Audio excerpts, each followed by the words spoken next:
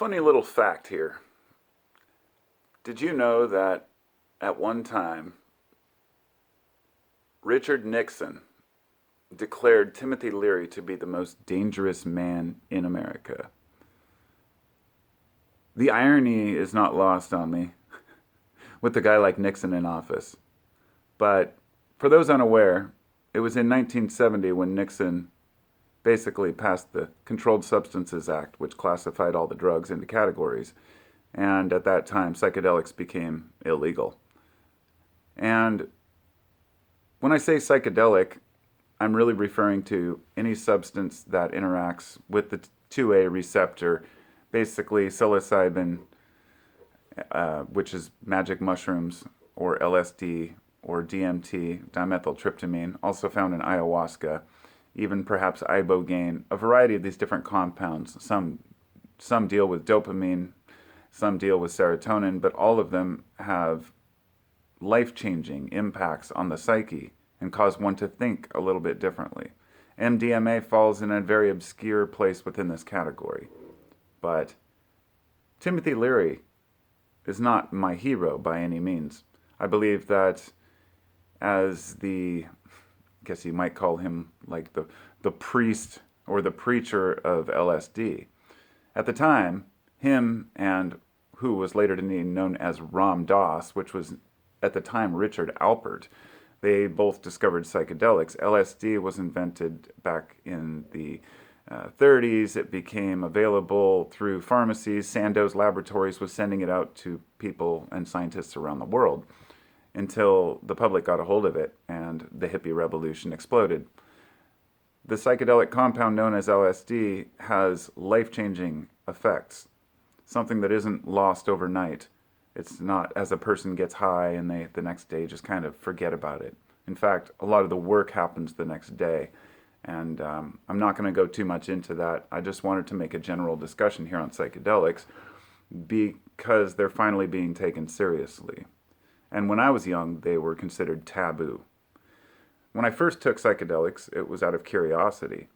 But they quickly taught me that it's not a joke, that it's a tool for expanding the psyche, expanding your consciousness and awareness of yourself, of the world you live in and others, and finding connection and giving yourself purpose in this world and realizing you are part of a larger picture.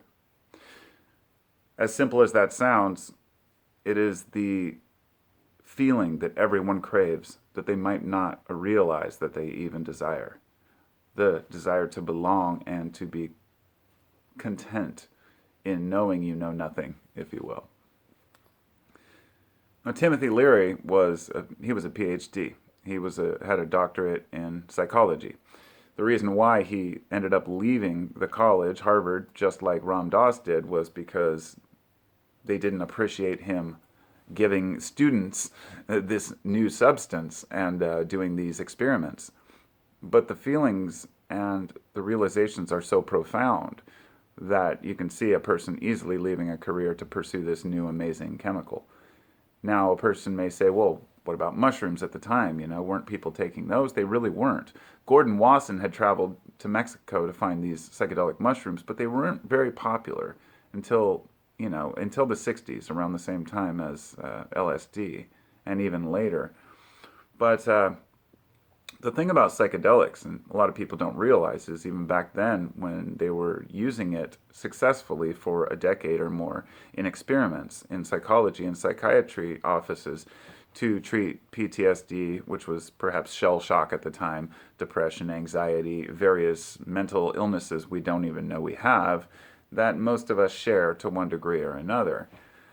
But they had, in some experiences and studies, a 50% success rate with curing alcoholism, severe alcoholism, by using psychedelics, as well as overcoming depression, relationship issues. But once that door was closed in 1970, we had all of these different companies and scientists, chemists, everybody just saying, what are you doing? You're closing the door on research on these compounds that have so much promise in improving people's lives.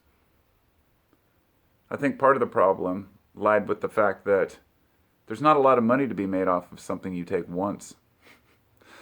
I hate to put that angle on it and that spin, but often the pharmaceutical industries aren't looking for cures.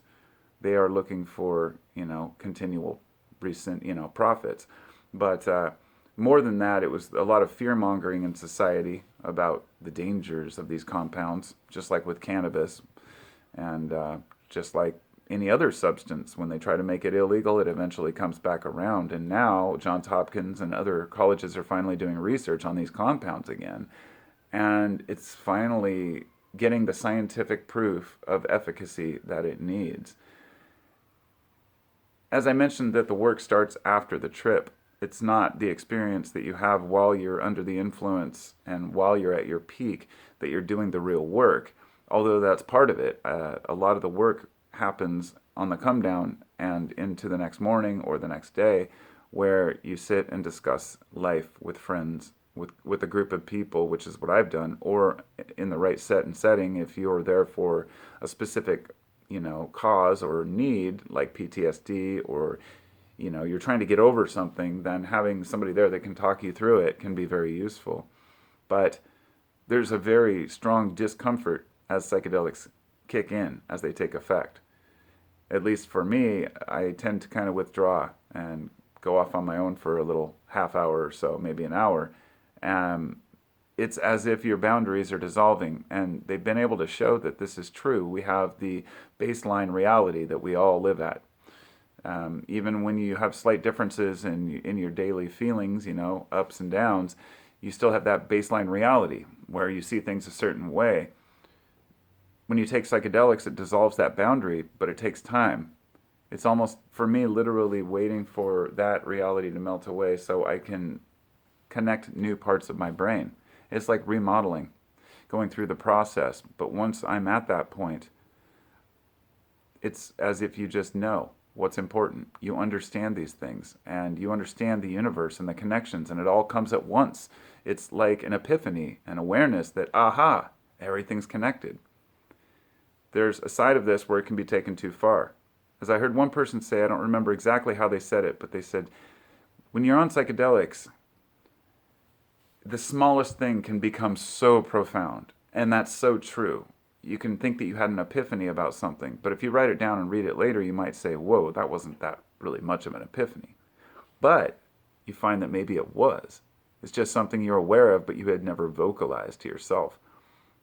It's a matter of sorting through the BS, because you're going to also be feeling and seeing and hearing things that might not be part of the lesson, if you will.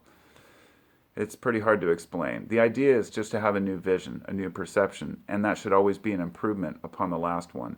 And very few people that I know who have taken psychedelics have, when done properly, have said, oh, well, it gave me a worse view on life. It might open up some doors that you take time to process, because there's the initial processing of the trip, then the processing of the experience afterwards. But then this can be an ongoing thing for years after one experience, where a person's like, aha, that's what that meant. Now I get it. Because this isn't a book that can be read overnight. It's not a page turner. It's something where you have to read each word several times. I guess, to summarize here, life is always a hallucination. The way that our brains perceive the world, when I'm looking at my camera, the way my eyes see the things around me, it's basically filling in a lot of the blanks based on what my brain thinks I see. When I hear sounds, I might not even realize a certain sound's happening because it's so normal for me. Or a smell that's always in the air, your brain easily gets used to it. A person goes into a town that has a paper mill, they say, how could you live here? And they say, oh, I don't even notice it anymore. Same thing happens with everything in our perceptions, because our perceptions are just that. When you smell something, it's not like that smell's going to your brain. It's attaching itself, the molecule, to another, a receptor, which is decoding it and then sending a signal to your brain to tell you this is what it smells like. So psychedelics break down those walls and allow you to see things that perhaps are there, but that you just weren't aware of because of the walls that you had up. It's a lot like dreaming. When we go to bed at night and we have a dream, we may have a dream that gives us renewal, a renewal of experience, or hope, or understanding, or an emotional release somehow, but we don't even remember the dream. And often that's what a psychedelic experience is like. These little things that build in our lives that we realize, wow, I'm so lucky to know the things that I know. Even though I'm lacking here, at least I'm aware here. And I'm not stuck up on this part of life or that part of life. That I take it for granted that I've seen through some of these things. And I feel like, such as when younger people take psychedelics, they tend to focus on understanding life. And when older people take psychedelics, they tend to focus on understanding death. And when you bring these together, you have existence. And it's a beautiful thing.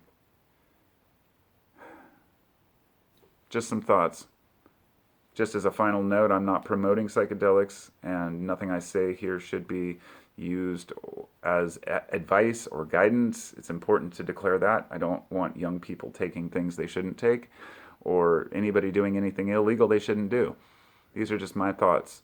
And I could probably go on for an hour or two talking about psychedelics and all the benefits they've given me, my trips, my journeys, my experiences, and what I've learned, but it's something that really just can't be taught. It's like I heard someone say once, you could teach someone about Egypt for a year, every day, all day long, show them pictures, explain to them different areas, show them the geography.